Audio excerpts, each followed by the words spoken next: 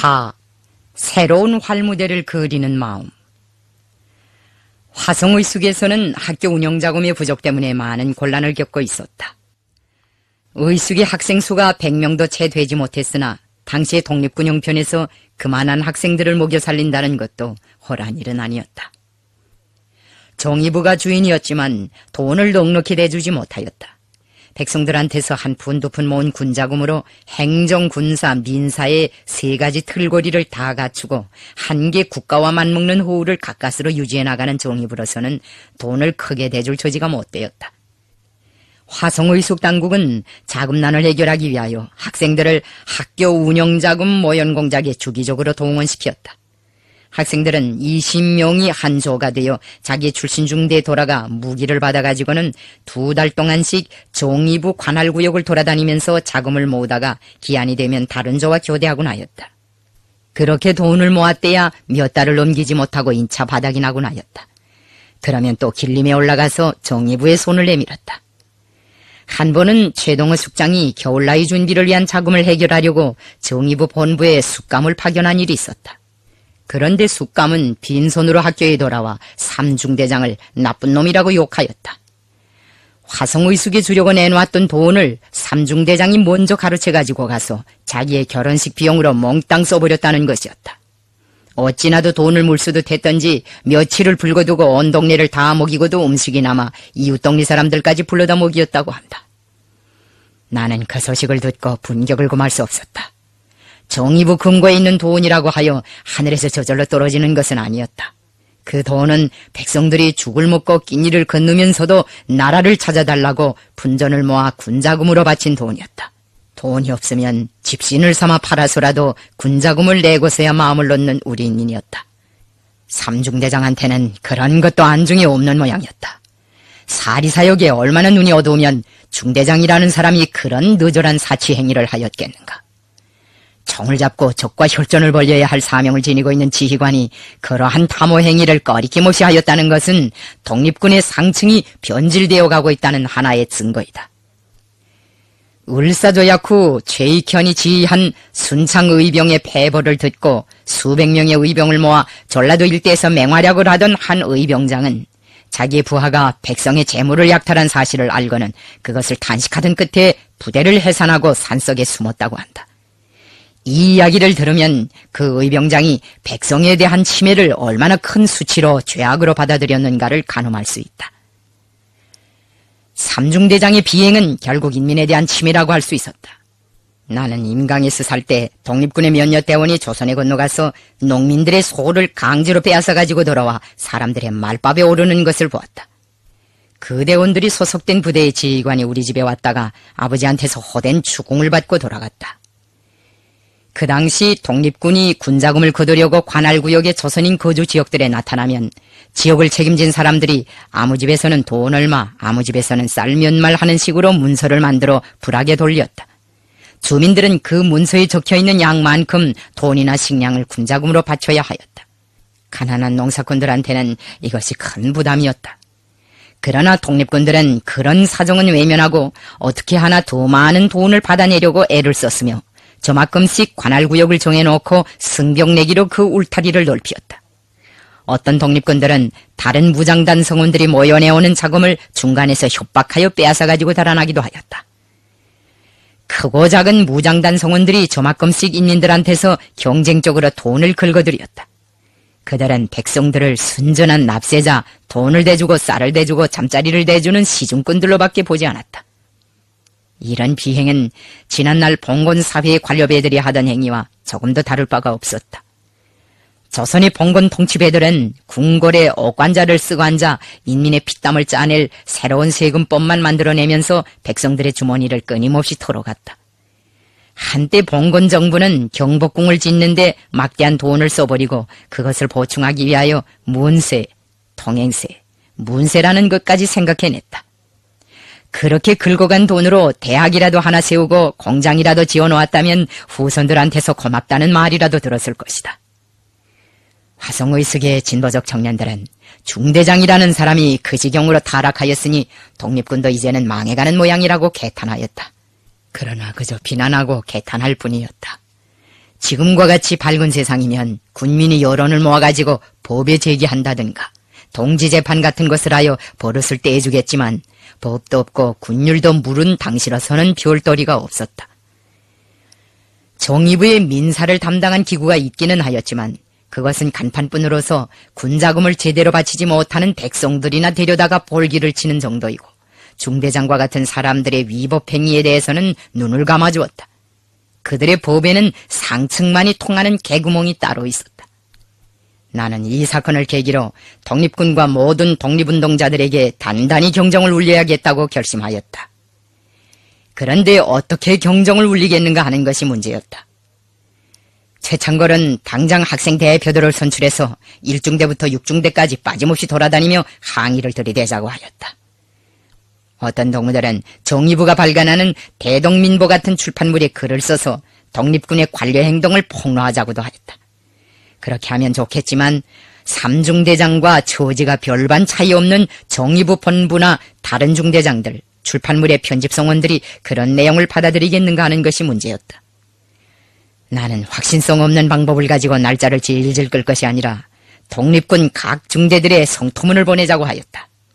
동무들도 그 방안을 지지하면서 나더러 성토문을 쓰라고 하였다. 그 성토문은 터들을 조직한 후 우리가 민족주의자들에게 가한 첫 비판이었다. 처음 써보는 성토문이어서 무엇인가 하고 싶은 이야기를 다 담지 못한 것 같았으나 동무들이 좋다고 하기에 김시우에게 주어 정의부 통신원이 오면 전하도록 하였다. 그 후 성토문은 통신원의 손을 거쳐 인차 각 중대들에 전해졌다. 반응도 어지간히 일어났다. 군자금을 결혼식 비용으로 써버린 당사자는 물론이고 자존심을 건드리거나 정의부를 비난하는 데 대해서는 조금도 양보하지 않는 오동진까지도 그 성토문에서 큰 충격을 받은 모양이었다. 이듬해 초에 내가 길림에 가서 공부할 때 그는 내 앞에서 그 성토문에 대한 이야기를 꺼냈다. 6중대에 내려갔다가 거기에 모인 중대장 소대장들과 함께 성토문을 보았다고 한다. 그 성토문을 보고 나는 3중대장을 되게 문책하였네. 중대장 자리에서 떼 던지려고까지 생각했지. 그런 물건짝들이 독립군 망신을 다 시키거든. 오동진은 독립군 상층이 변질되어 가고 있다는 것을 허심하게 인정하면서도 그것을 수습할 길 없어 분해하고 안타까워하였다. 눈으로 보고 피부로 느끼면서도 독립군의 타락을 막아내지 못하고 그것을 수수방관할 때 오동진이 그 불같은 성미를 어떻게 다잡았는지. 나는 오동진의 말을 듣고 독립군의 부패가 우리와 같은 젊은 세대들의 고민으로만 되는 것이 아니라 양심적인 민족주의자들의 고민으로도 된다는 것을 깨달았다. 하지만 한 장의 성토문으로서 독립군의 정치 도덕적 타락을 막는다는 것은 도저히 불가능한 일이었다. 독립군은 점점 더 헤어나올 수 없는 조락의 길을 걷고 있었다. 자산계급의利益을 옹호하며 대변하는 민족주의 군대로서의 독립군의 운명이 다르게는 될 수 없었다. 인민들을 거칠게 대하고 그들에게 지나친 경제적 부담을 들씌우는 데서는 화성의숙의 학생들도 독립군과 별로 차이가 없었다. 그들도 모연공작에 동원되면 관할구역을 돌아다니며 경쟁적으로 재물과 양식을 거둬들였다. 모연에 잘 응하지 않는 집에 대해서는 애국심이 없다고 트집을 걸든가 독립군도 몰라본다는 식으로 까박을 붙이면서 하다못해 돼지나 닭 같은 짐승이라도 바치게 하였다. 그들은 학교에서 조밥만 자꾸 해준다느니 부식물이 어떻다느니 하면서 밥타발까지 하였다. 한 번은 어떤 학생이 기숙사 식당에서 저녁밥을 먹다가 조밥에 시래기국만 주니 식사질이 왜 이 모양이냐고 하면서 트집을 걸던 끝에 사감을 하는 황세일과 다투기까지 하였다. 황세일은 사감의 일을 아주 성실하게 하였다. 그런데 식사질이 조금만 떨어져도 학생들은 사감이 제구실을 못한다고 비난하였다. 나는 해방 직후 의주에서 군인민위원회 부위원장으로 사업하는 황세일을 만나 그와 함께 화성의숙 시절을 회상한 적이 있다. 그때 황세일은 웃으면서 자기는 화성의숙 시절의 교훈을 생각하여 리에 내려가도 절대로 닭타발을 하지 않는다고 하였다. 나는 화성의숙에서 조밥을 타발하는 사람들은 졸업 후 독립군에 돌아가서도 밥타발을 계속할 것이며 그런 사람들의 종말은 기련코 돈이나 권세밖에 모르는 추악한 인간으로 전락되는 것이라고 생각하였다. 문제는 그런 사람들이 2년 후에 군관으로 독립군의 중대와 소대들을 지휘하게 된다는 데 있었다. 굶어 죽을 각오는커녕 조밥을 먹을 각오조차 되어 있지 못한 군대한테서 과연 무엇을 더 기대하겠는가. 독립군 운동을 중심으로 한 민족주의 운동 일반에 대한 실망과 함께 화성의숙의 교육에 대한 환멸은 날이 갈수록 내 마음속에서 점점 더 크게 자라올랐다.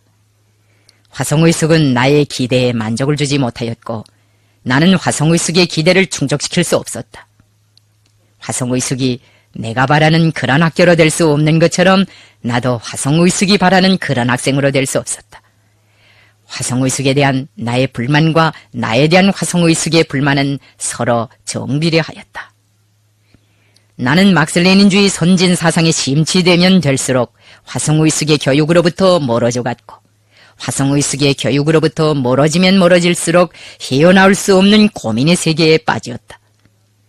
내가 의숙으로부터 멀어지는 것이 나를 거기에 보내준 사람들의 믿음을 저버리는 것으로 되고 그들에게 나의 장례를 부탁한 아버지의 뜻을 어기는 것으로 되지 않는가 하는 생각이 들었다.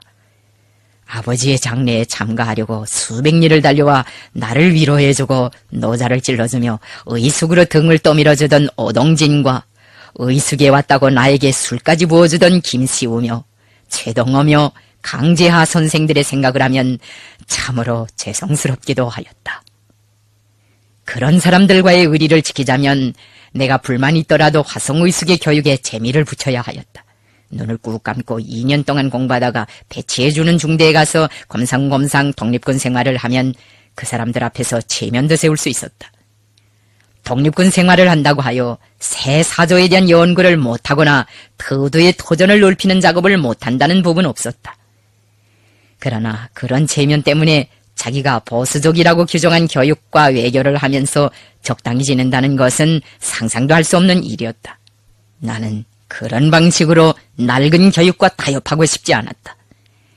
그러면 어떻게 할 것인가? 집에 돌아가서 삼촌 대신 약방일이나 맡아가지고 가정살림을 돌볼 것인가? 아니면 심양이나 할빈이나 길림과 같은 도회지 가서 다른 상급 학교에 진학할 것인가? 이런 복잡한 심리적 곡절 끝에 나는 화성의숙을 중퇴하고 길림에 가서 중학교를 다니겠다는 결심을 하게 되었다. 내가 화전 대신 길림을 내 운명의 다음 정거장으로 선택한 것은 이 도시가 만주지방에서 조선의 반일 독립운동자들과 공산주의자들이 많이 모여드는 중요한 정치적 중심지였기 때문이다. 이런 이유로 하여 길림은 제2상해라고 불리우기까지 하였다. 중국 관내에서는 상해가 조선혁명가들의 집결처였다. 나는 화전이라는 좁은 울타리를 덧치고 보다 광활한 무대로 나가 터두의 결성으로 첫걸음을 뗀 공산주의 운동을 더 높은 단계에서 본격적으로 벌려보고 싶었다. 이것이 내가 화성의숙을 중퇴하게 된 기본 이유였다. 내가 화성의숙을 다니다가 반년 만에 중퇴하고 길림으로 간 것은 내 생에서 처음으로 되는 대영단이었다. 두 번째 영단이 있었다면 그것은 남오도 회의 후 새 사단을 조직하면서 민생단 보따리를 불살라버린 것이라고 말할 수 있다. 나는 지금도 그때 내가 화성의숙을 중퇴하고 길림에 가서 청년 학생들 속에 들어갈 영단을 내린 것이 정당한 처신이었다고 생각한다. 우리가 화성의숙을 제때 떠나지 않고 그 울타리 속에서 맴돌았더라면 그 이후 조선혁명을 급속한 ang양으로 승화시킨 모든 공정들이 그만큼 지연되었을 것이다. 내가 학교를 그만두고 길림으로 가겠다고 하자 터두 성원들은 깜짝 놀랐다. 나는 그들에게 터두를 내온 것만큼 이제는 그 조직과 이념을 사방에 펼쳐가야 한다. 화성의숙에 주저앉아서는 아무 일도 못할 것 같다. 이런 학교를 다녔대야 큰 보람도 있을 것 같지 않다. 내가 간 다음 동무들도 기회를 보아 독립군 부대나 적당한 고장의 자리를 든든히 잡고 터두의 줄을 뻗치면서 대중 속으로 들어가야 한다. 동무들은 다 조직의 성원들인 것만큼 어디서 일하든지 조직의 통일적인 지도를 받아야 한다고 말해주었다. 몇몇 동무들과는 훗날 길림에서 만나자는 약속도 했다. 나는 화성의숙을 중퇴하는 문제를 두고 이미 김시우와도 의논하였다. 집에 가서도 의논해보겠지만 이거 화성의숙에 와서 공부해보니 그다지 마음에 들지 않고 돈은 없지만 길림에 가서 중학교에라도 다니고 싶은데 어떻게 하면 좋겠습니까? 내가 이런 고백을 했더니 총괄은 몹시 섭섭해하였다. 그러면서도 의숙을 그만두겠다는 데 대하여서는 막지 않았다. 자네가 그런 생각이 있으면 내 친구들과 의논하여 추선해 주겠네. 사람마다 다 자기의 마음에 맞는 달구지가 있는 법이야. 화성의숙의 달구지가 마음에 들지 않으면 자네의 달구지를 타고 가게나. 내가 화성의숙에 오는 것을 누구보다도 기뻐하고 환영해준 김시우가 그처럼 대범하게 리하여 주는 바람에 나는 마음이 한결 가벼워졌다. 총괄은 최동호 숙장이 섭섭해하지 않도록 중퇴하더라도 인사나 잘하라고 하면서 어머니를 만나고 길림으로 갈 때에는 꼭 자기한테 들리라고 하였다. 김시우를 납득시키는 일은 예상외로 순탄하게 되었다. 그러나 최동호 숙장과의 작별은 참기 어려운 괴로움을 동반하였다. 처음에는 선생이 노여움을 타면서 한참 동안 나에게 섭섭한 말을 하였다. 사내가 한 번 뜻을 품었으면 그만이지 중퇴를 하다니 될 말인가. 의숙의 교육이 마음에 들지 않아서 중퇴하겠다는데 이 어수선한 세월에 만 사람의 구미를 다 맞출 수 있는 그런 학교가 어디 있는가고 하면서 막 야단을 하였다. 그러다가 나를 등지고 창가를 향해 돌아섰다. 선생은 그 창가에서 눈 내리는 하늘을 하염없이 바라보고 있었다. 성조와 같은 수재들이 마음에 들어 하지 않는 학교라면 나도 이 의숙에서 물러가겠네. 선생이 폭탄처럼 내던지는 말에 나는 몸둘 바를 모르고 함구무원으로 서 있었다. 학교의 교육이 어떻다고 정년에서 운운한 내 자신의 처사가 숙장 선생을 위해서 너무 가혹하지 않았는가 하는 생각이 들었다. 잠시 후 최동호 선생은 마음을 가라앉히고 내 옆에 가까이 다가와 어깨 위에 조용히 손을 얹었다. 조선을 독립시키는 주의라면 나는 민족주의건 공산주의건 상관하지 않겠네. 아무튼 꼭 성공하게. 선생은 운동장에 나와서도 포구나 오랜 시간 나의 생활의 교훈으로 될 좋은 말씀을 많이 해주었다. 선생의 머리와 어깨 위에는 눈이 내려와 자꾸 쌓였다. 나는 그 후 폭설 속에서 나를 바래주던 숙장 선생의 모습을 회상할 때마다 그날 선생의 어깨 위에 쌓인 눈을 털어드리지 못한 실수를 두고두고 후회하였다. 그때로부터 30년이 지나 나와 최동호 선생은 평양에서 감격적인 해후를 하였다. 나는 수상이고 선생은 제북평화통일촉진협의회의 간부였지만 그 상봉은 역시 어쩔 수 없는 스승과 제자의 상봉이었다. 화전에서 지켜들었던 터두의 리념은 전쟁의 시련을 이겨내고 승리한 이 땅에서 사회주의로 개화하고 있었다. 결국 그때 성주수상이 정당했습니다. 선생이 웃으면서 나의 아명을 부르는 바람에 나의 추억은 수십 년의 세월을 거슬러 눈 내리던 화성의숙의 운동장으로 날아갔다. 걱절 많은 정치생활의 파동 속에서 평생을 살아온 노 스승은 아무런 설명도 주해도 붙어있지 않는 이 짤막한 말로 30년 전에 있었던 나와의 대화를 결석지었다. 내가 화성의숙을 중퇴한 데 대해서는 우리 어머니도 지지해 주었다. 처음에 어머니는 학교를 그만뒀다는 말을 듣고 대단히 심각해지었다. 그러나 내가 중퇴 사유를 솔직하게 말씀드리자 마음을 놓는 것이었다. 네가 학비 때문에 자꾸 걱정을 하는데 사람이 돈 때문에 저접이 들면 아무 일도 못한다. 학비는 어떻게 해서든지 될 테니 너는 그저 부모던 뜻을 꼭 이루어라. 이왕 새 길을 가려고 결심한 바에는 걸음을 걸어도 큼직하게 걸어라. 어머니의 말씀은 새로운 포부를 품고 무성에 돌아온 나를 크게 고무해 주었다. 무성에 와보니 내가 소학교에 다닐 때부터 알고 있던 많은 동무들이 살림이 구차하여 상급학교에 가지 못하고 가정에 파묻혀 갈 길을 찾지 못하고 있었다. 나는 그들을 깨우쳐 혁명의 길로 이끌어줘야겠다고 생각하였다. 그들을 방금 조직하고 그 뿌리를 사방에 뻗쳐가려고 결심한 뒤여서 나도 무슨 일이든지 하지 않고서는 못 견딜 심정이었다. 나는 소년들을 선진사상으로 교양하고 혁명의 길로 이끌기 위하여 무송시내와 그 일대의 애국적인 소년들로 새날 소년동맹을 조직하였다. 그때가 1926년 12월 15일이었다. 새날 소년동맹은 말 그대로 일제를 타도하고 조국을 광복할 새날을 위하여 낡은 사회를 짚으시고 새 사회를 건설할 광명한 새날을 위하여 투쟁하는 공산주의적 소년 조직이었다. 새날 소년동맹의 결성은 타도제국주의 동맹의 활동 규모를 넓혀나가는 데서 중요한 계기로 되었다. 이 동맹이 내세운 구호도 대단하였다. 그때 우리는 조선의 해방과 독립을 이룩하기 위하여 투쟁하자는 구호를 내세웠으며 이를 실현하기 위하여 새로운 선진 사상을 학습하고 그것을 광범한 군중 속에 널리 해설선전할 때에 대한 문제를 비롯하여 당면하게 수행해야 할 과업들을 제기하였다. 나는 새날 소년동맹의 과업을 실현하기 위한 조직원칙과 사업체계, 동맹원들의 생활 규범을 규정해주고 길림으로 떠날 때까지 그들의 동맹 생활을 지도해 주었다. 1926년 12월 26일에는 터도와 새날 소년동맹을 조직한 경험에 토대하여 어머니를 도와 반일 분효회를 조직하도록 하였다. 어머니는 아버지가 세상을 떠난 후 혁명투쟁을 적극적으로 벌려나갔다. 그때 어머니는 무송현성안은 물론 멀리 주변 농촌의 넓은 지역에까지 다니며 도처에 야학을 내오고 조선 여성들에게 우리나라 글을 배워주고 그들을 혁명적으로 교양하고 있었다. 무송에서 얼마쯤 머무르다가 길림으로 들어갈 때 나는 약속대로 화전에 있는 김시우를 찾아갔다. 김시우는 김사헌 선생이 우리 아버지하고 친한 분이라고 하면서 그의 앞으로 편지를 써주었다. 내가 가면 학교에 입학시켜달라는 소개신이었다. 그것이 김시우와의 마지막 상면이었다.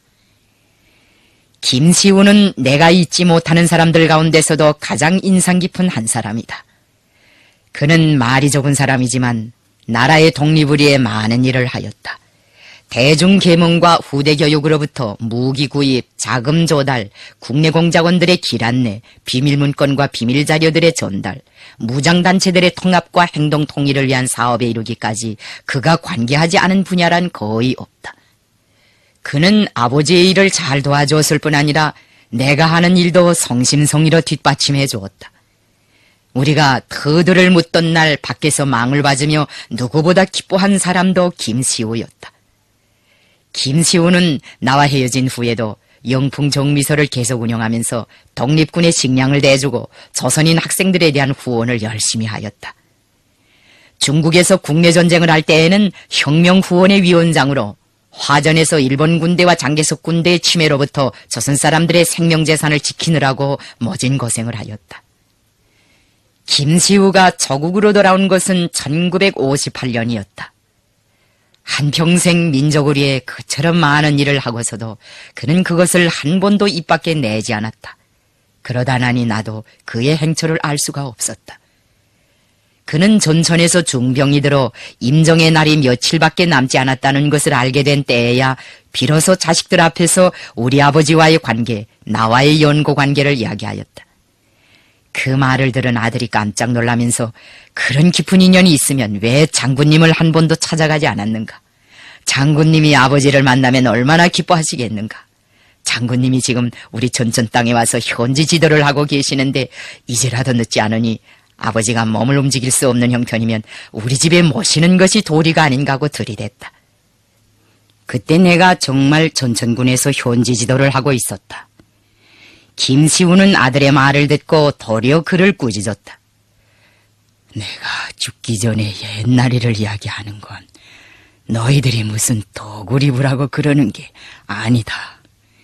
우리 집 내력이 여사하니 너희들도 장군님을 잘 모시고 받들라는 거다. 국사에 바쁘신 장군님의 걸음을 한시라도 지체시켜서야 안 되지. 그 노인 성미가 원래 옛날부터 그렇게 고성하였다. 아들의 말대로 했더라면 그도 나를 만나고 나도 그를 만났을 것인데 정말 아쉽게 되었다. 나로서는 평생 풀지 못할 한이다. 나는 화성의숙 시절을 생각하고 터도 시절을 생각할 때마다 항상 김시우를 회고하곤 한다. 김시우를 떼어놓고서는 나의 화전 시절에 대하여 말할 수 없다. 우리가 화전에서 새 사절을 버급하고 터두를 결성하던 잊지 못할 나날에 나를 도와 숨은 노력을 제일 많이 해준 사람이 바로 김시우였다. 터두가 불패의 대오로 자라날 수 있었던 것은 김시우와 같은 성실한 인민의 지지를 많이 받고 있었기 때문이었다. 나는 이런 인민의 기대를 가슴 깊이 새기며 커다란 포부와 결심을 안고 길림으로 향하였다.